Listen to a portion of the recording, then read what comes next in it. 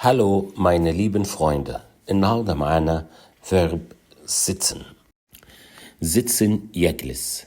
saß جلس. gesessen يعني جلست.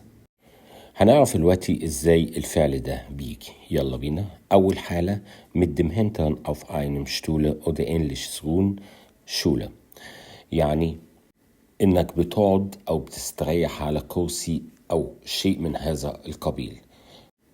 Beispiel: Sie saßen auf der Bank auf dem Boden. كانوا يجلسون على كنبة الحديقة أو على الأرض.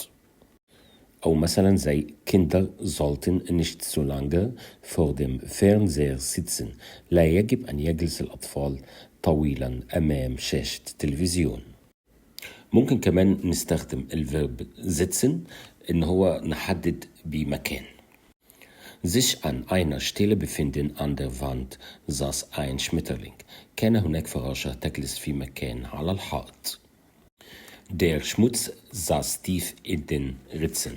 يعني القذارة موجودة في الشروخ بعمق. والوضع الثالث للفيرب إن احنا نتكلم عن ملائمة الشيء في اللبس مثلا.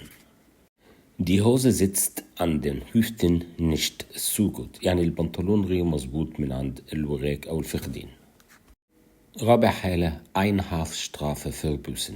لما نسأل عن حد يقضي عقوبة السجن.